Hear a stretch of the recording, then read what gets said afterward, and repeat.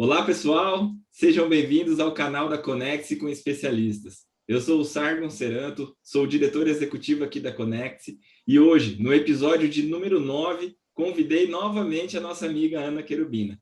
Dessa vez, ela vai complementar todos os assuntos que a gente veio conversando nos últimos dias e ela vai falar sobre um tema super atual: gestão por competências.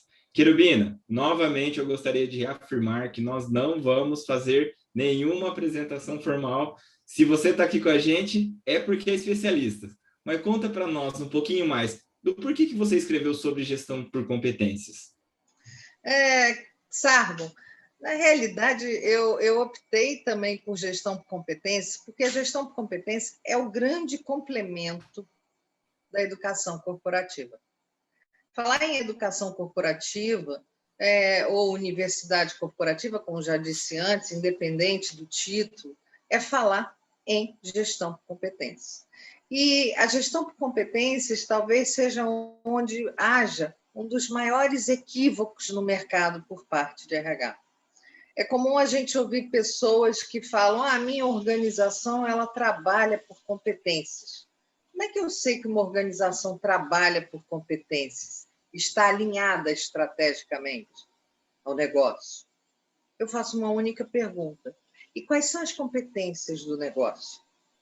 E aí me respondem muito comumente: não, a gente só tem mapeado as competências de recrutamento e seleção. E aí eu olho e digo: furado, não tem. Trabalha por treinamento. Mapeia superficialmente, ou melhor, mapeia muito mais focado no individual do que no contexto da organização. E as organizações que trabalham com gestão por competência, elas têm um grande diferencial. Qual é a complexidade desse diferencial? É que poucos profissionais sabem mapear competências. Então, existem organizações que se sentem seguras, porque já trabalham por gestão por competência. Tive uma oportunidade de ser convidada para realizar um trabalho, e, na realidade, era, inclusive, na área de negócios onde eu trabalhava. E um colega meu chegou para mim e disse: Querubina, a gente tem esse projeto da instituição tal, uma instituição grande, de renome, e aqui estão as competências e a nossa proposta é essa. E aí, quando eu olhei aquele conjunto de competências, não era um conjunto de competências, aquilo ali era como se fosse uma lista de treinamentos para 2 anos. Eu olhei e falei assim: mas esse mapeamento está equivocado, isso aqui não faz sentido. Por quê? Porque, na realidade, eles iam fazer treinamento a vida toda e não iam desenvolver competência nenhuma. Iam pulverizar.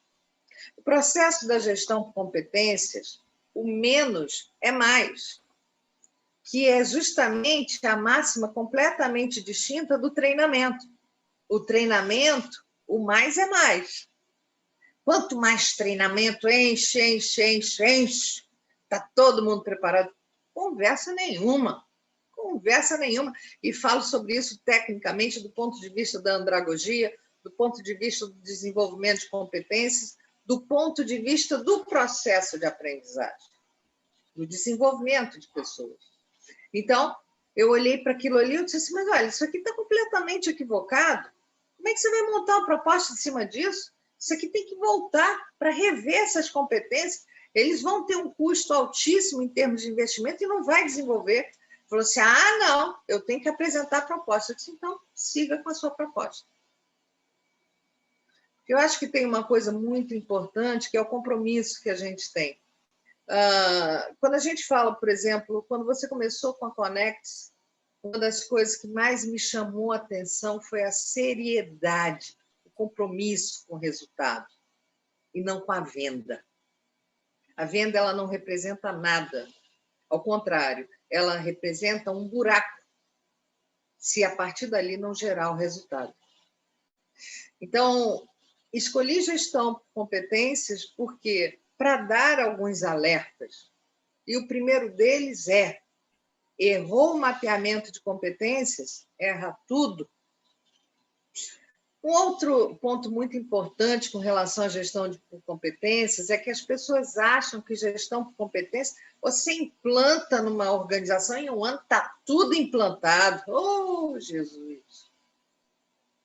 Grande parte das organizações ainda trabalha por habilidades que chamam de competências, tem lá o títulozinho, né? E elas não têm as metodologias adequadas para desenvolvimento, elas não têm conhecimento técnico. E com isso, é mais investimento sendo jogado fora. Querubina, fazendo uma analogia aqui ao que você já havia nos contado, né, num processo evolutivo aqui da linha de raciocínio, tá, Querubina? Claro. Quando você traz aqui para nós, para quem está aqui nos assistindo e ou nos ouvindo no blog, ela trouxe uma descrição bem completa, né, de quais são, não um passo a passo, né, Querubina, porque você está batendo bastante nessa tecla que não existe um passo a passo. Existe um processo de diagnóstico que tem que ser estudado, levado muito a sério, porque esse pequeno, grande passo tem que começar por ele, porque se você quiser... Sargon, e é daí que começa o posicionamento estratégico do RH. Sim, sem isso... eu ia trazer só no sentido assim, Querubina, porque quando a gente fala de competência, igual você trouxe, várias organizações, isso eu posso falar por Conex e pelas minhas experiências anteriores profissionais, que já existe uma grande evolução, que é o que a gente havia falado, que algumas organizações já saíram de RH para gestão de pessoas, mas ainda não estão falando, não estão vivendo a questão do RH estratégico, mas no sentido evolutivo, depois do gestão de pessoas, agora educação corporativa, vamos fazer toda essa ramificação das competências e tudo mais. O que a gente vê é muitas organizações falando sobre gestão de competências funcionais, né? Que faz o mapeamento daquela função, quais são as competências, quais são as habilidades, quais são as atitudes que aquela função, aquele ser, aquela cadeira lá tem que ter, e vamos treinar sobre isso. A pessoa está ali, a gente só não treina atitude, o restante a gente treina, né? E aí, como que essas organizações vão sobreviver daqui para frente, Querubina? Elas vão sobreviver ou se enganando, né? Ou defendendo um modelo que não funciona, ou jogando dinheiro fora. Eu não tenho outra palavra a dizer. Agora, o que eu quero complementar com relação ao que você falou, Sargon, é que muitas organizações podem até dizer: então está tudo certo. Olha a linha de raciocínio. Então está tudo certo. Já que nós temos as competências funcionais, agora é só mapeagem do negócio. Ai, Jesus. Tudo errado. É um filtro. Nós temos um filtro. E quanto mais pulverizado eu tiver isso, competências individuais, competências funcionais, pior vai ser a salada de frutas. Entendeu? Então, para essas organizações, para esses RHs que pensam que é isso, não é. Não é. Todo alinhamento estratégico é fundamental. Existem algumas organizações, eu já ouvi de alguns diretores, inclusive alguns gestores, dizerem o seguinte: nosso RH não é estratégico, ele pouco treina as pessoas. E o pior, às vezes empresas que não têm nem planejamento estratégico, nem diretrizes estratégicas. Porque hoje, mais importante até que o planejamento, do planejamento são as diretrizes. Porque são elas que norteiam as ações. E a partir daí se estabelecem as metas. Percebe? Então, a gestão por competências, ela é um grande nó para muitas organizações. Porque existe um processo de aprendizado aí de todo o desenvolvimento dela. Sim. Então, assim, começando, né, quando a gente, seguindo a linha de raciocínio do que você nos trouxe, né, Querubina, que você escreveu no nosso blog, uma das perguntas chaves, né, que eu tinha que te fazer, você mais ou menos já respondeu, Mas eu quero deixar claro que ia ser uma pergunta para que você reforce isso, porque eu ia te perguntar quais são as grandes dificuldades, né? Então, As assim, grandes, as grandes dificuldades para trabalhar a gestão estratégica de competências é, primeiro, não ter diretrizes estratégicas. Eu não posso ser estratégico se eu não tenho as diretrizes. Essa é a primeira. A segunda grande dificuldade é a distorção entre habilidade e competência, a falta de conhecimento técnico. Novamente, eu digo, os RHs precisam se aprofundar, até para eles conseguirem vender isso para a diretoria. E a terceira dificuldade é não saber os meios, as metodologias, a forma como desenvolver competências. Se o RH não percebe isso, ele pode trazer ações que elas não sejam suficientes para o desenvolvimento das competências. Então, mais que nunca, não existe gestão estratégica por competência se não houver diretrizes estratégicas. Segundo, jamais ela será bem aplicada se acharem que é simplesmente definir. Você deu um exemplo das competências funcionais. Ainda tem um agravante. Você sabe qual é o agravante? não. Muitas vezes, quando são mapeadas as competências funcionais, em cima de quê? Do gestor. As competências funcionais elas têm que ser mapeadas com base em um conjunto. Gestor, o próprio ocupante de um cargo e o RH. São os três. São os Isso. três. E tem muito gestor que não sabe nem direito o que o outro faz. Tem gestor que chega para fazer uma avaliação de desempenho na véspera e fica pensando quem é fulano, ainda existe. Você imagina mapear competências. Então, são muitos equívocos de natureza técnica, e que precisam ser trabalhados, para que a gente possa ter uma cultura de gestão estratégica de pessoas. E isso engloba líderes. Você sabe, Sargon, só fazendo um pequeno adendo, eu, na minha dissertação de mestrado, quando eu apresentei, foi a transformação de uma organização tradicional em uma organização de aprendizagem. E teve um dos avaliadores da banca que ele olhou para mim, né, e disse assim: como você conseguiu? E foi isso mesmo que aconteceu. Como você conseguiu? Foi um estudo de caso, onde eu realizei esse trabalho, e tive a permissão da empresa, que foi fantástica, foi um trabalho lindo. E eu disse: foi simples, foi só trabalhar os líderes. E quando a gente fala de líderes, a gente fala de RH também. E, o Querubina, e quando assim, eu que te conheço há algum tempo, né? Já sei as deixas que você está deixando aqui, mas tem pessoas que estão junto com a gente que vão ficar assim, mas tá, por onde eu começo? Existe algum caminho, né? Existe alguma biografia que você gostaria de compartilhar com a gente? Porque talvez dos três assuntos que a gente conversou, Querubina, o como se mapear, né, essa gestão por competências, né, de forma estruturada, de forma puxando para a organização.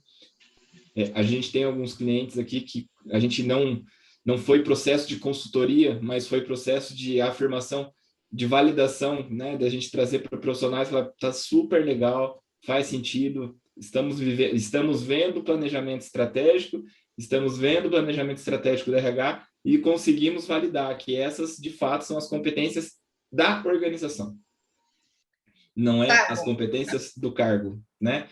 Só que eles passaram por um processo evolutivo para chegar até ali. Quando a gente está trazendo aqui, você está batendo assim, né? Falando assim, não tem como fazer se não for nesse primeiro passo. aonde que quem está aqui junto com a gente poderia buscar, né, alguma informação para entender, para aprender como seria esse primeiro passo que eu pedi? Deixa eu te dizer, as bibliografias, elas não mostram passo a passo, mas eu posso adiantar que esse passo a passo consiste, primeiro, participação da diretoria, o convencimento, a sensibilização da diretoria. O segundo é que, quando a gente pensa em mapeamento de competências do negócio, ele não consiste somente nas diretrizes, no planejamento estratégico. Ele consiste numa análise cenarial externa e interna. Ele consiste nas tendências de mercado. E ele consiste naquilo que nós temos internamente em termos de competência desenvolvida. Eu estou dizendo é que precisa também de conhecimento do negócio, do mercado. Por isso, começa com a culpa. E também das competências instaladas internamente. Só que, para isso, eu tenho que ter mecanismos de aferição. Então, se eu não tiver com relação às competências instaladas, vai ficar muito no acho. Eu acho que nós temos isso, eu acho nada. Tudo que não pode acontecer é o acho. O mapeamento de competência ele tem que acontecer em cima de cenários reais e quantificáveis também. Por quê?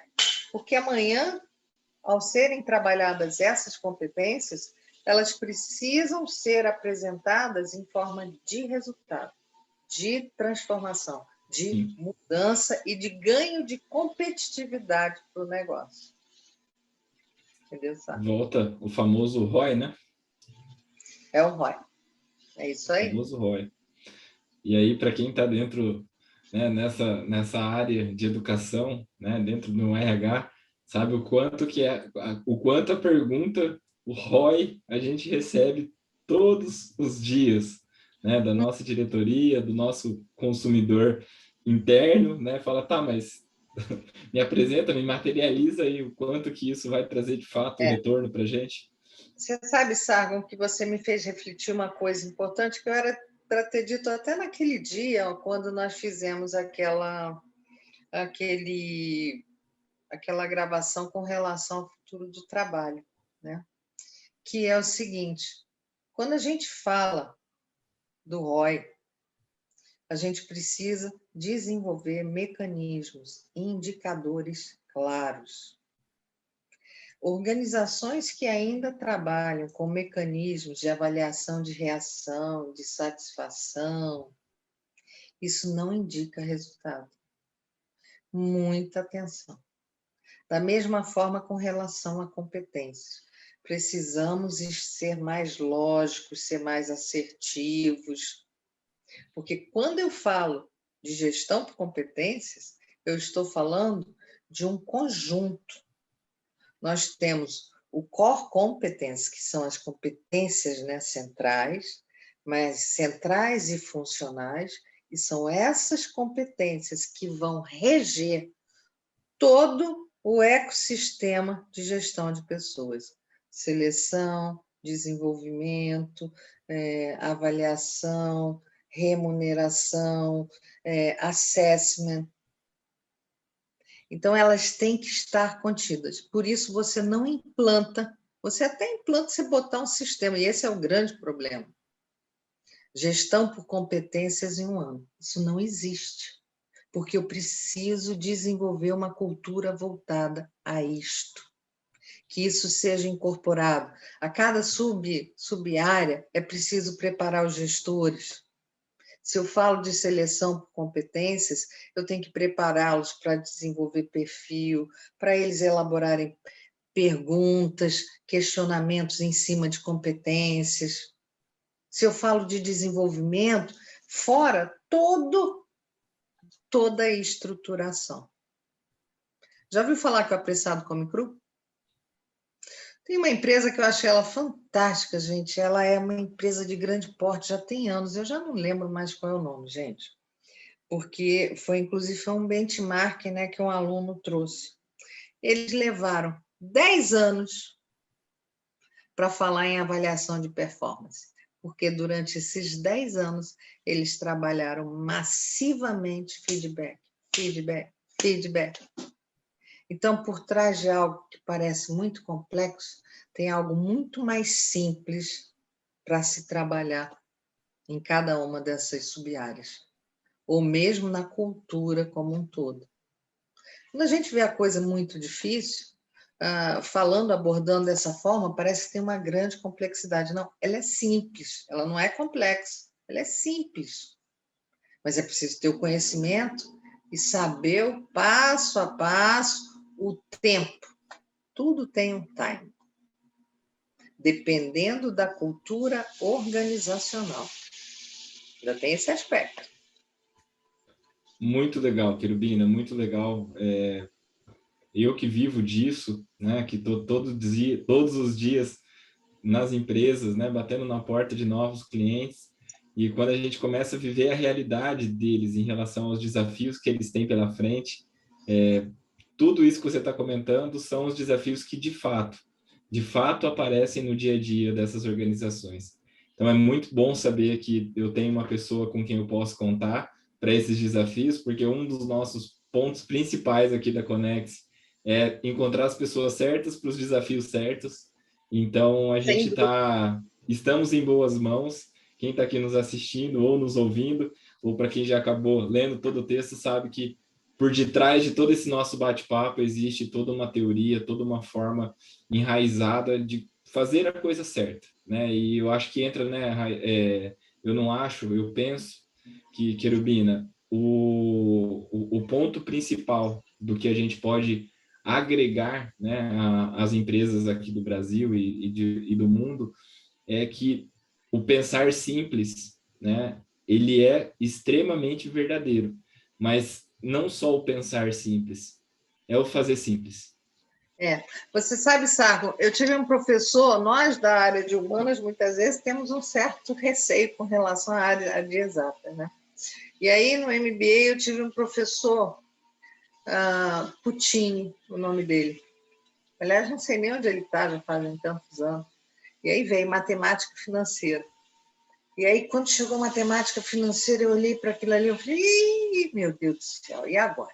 Lá vai, calculadora, né? Aquela calculadora.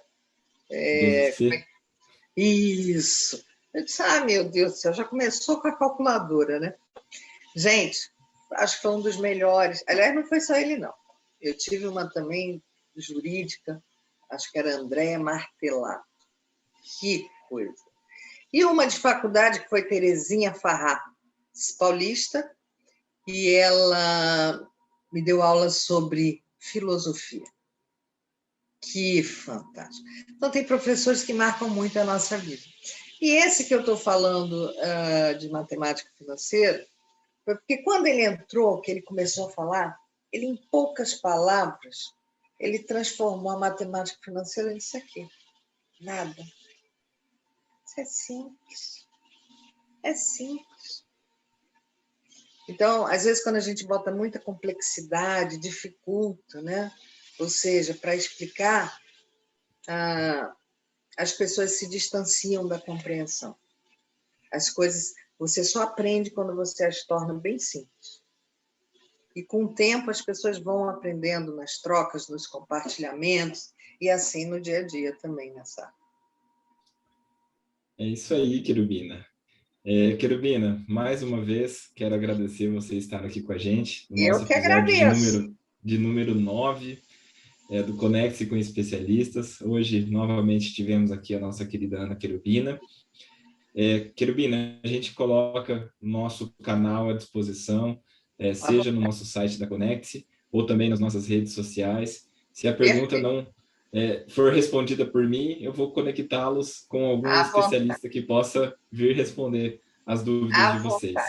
À vontade. Eu acho que hoje nós somos uma rede Conecte. É isso aí. Então, é a rede Conecte. Vamos juntos, vamos tornar esse Conecte um meme, porque a gente precisa disso. Vivemos conectados, não só nos celulares da vida, mas na vida profissional a gente tem que manter a nossa rede de relacionamento conectada. Muito obrigado, Sargo. Obrigado você, Querubina. E obrigada a todos também. Estamos juntos. Tamo juntos. Obrigado, pessoal. Até a próxima. Tchau, Tchau, até a próxima, gente. Tchau, Sargo. Tchau.